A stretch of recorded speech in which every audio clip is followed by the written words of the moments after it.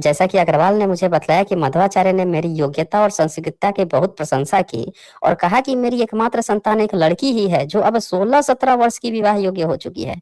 मेरा अपना मकान और अपना एक प्रेस भी है। इस संपत्ति की अधिकारी या अधिकारिणी भी यह मेरी एकमात्र कन्या ही है।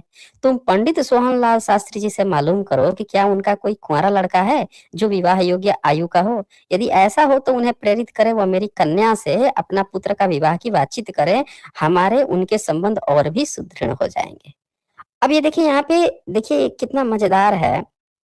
जब ये प्रस्ताव भेजता है, अग्रवाल जी ने मुझे ये सब कह सुनाया।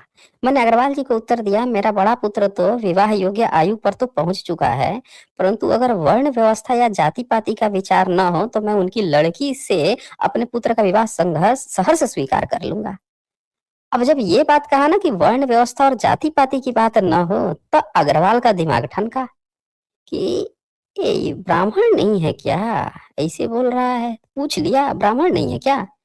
तो सोहनलाल शास्त्री बोलते हैं कि भाई अरे ब्राह्मण छोड़ दीजिए, मैं तो क्षत्रिय वैश्य और शूद्र भी नहीं हूँ। मैं तो अछूत हूँ, मैं अस्पृश्य जाति से हूँ भाई साहब, अस्पृश्य हूँ मैं।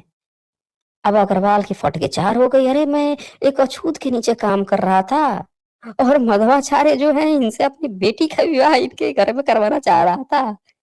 अब बंदा जो है इसका भी दिमाग हिल गया, क्योंकि ये सब के सब उनको अब यहाँ पे क्या समझ में आता है। आप देखिए दोस्तों कि कोई ये लोग योग्यता का ढोंग रचे हुए थे।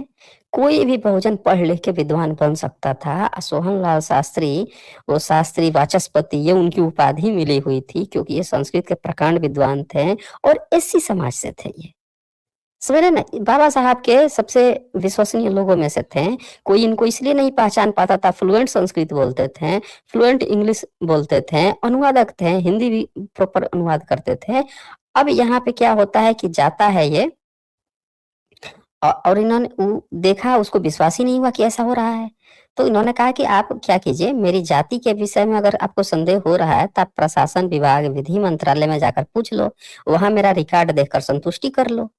तो अग्रवाल जी जो हैं ये ने जाके पता लगाया, प्रशासन विभाग से मालूम किया, तो उन्हें पूरा विश्वास हो गया कि मैं सचमुच अछूत ही हूँ। वह बेचारा भी हक्का बक्का सा रह गया। अति विस्मित हुआ कि मैं अछूत होकर संस्कृत का शास्त्री और अनुवाद विभाग का अधीक्षक भी हूँ। अग्रवाल जी से कहना था कि जब उसने माधवाचार्य को सारा वृतांत कह सुनाया तो माधवाचार्य करबद्ध होकर अग्रवाल से अनुनय विनय करने लगा कि यह बात किसी भी व्यक्ति के कान में न पड़े, इसे अपने तक ही सीमित रखना, वरना मेरा नाम बदनाम हो जाएगा। देख रहे हैं दोस्तों, ये था ब्राह्मणों का ब्राह्मणत्व। मतलब ज्ञान देख के आज आपको जो ये बात कहता है कि ज्ञान से, एजुकेशन से लोग ब्राह्मण बनते हैं, उसके मुंह पर ये तमाचा है, लाइव एग्जाम्पल है। यहाँ पे आप देख सकते हैं, सब चीज रेडी हो गया, विद्वता देख के सब चीज रेडी हो गया कि ब्राह्मण ही होगा। और जब इन्होंने खुद बताया जाती तो देखिए कैसे कन्नी काट के हाथ जोड़ के गिरा कि भाई ये बात मार्केट में नहीं जानी चाहिए, नहीं तो पब्लिक तो वो हो जाएंगी, कह देंगे कि अरे देखो ये अछूत में शादी करने जा रहा था।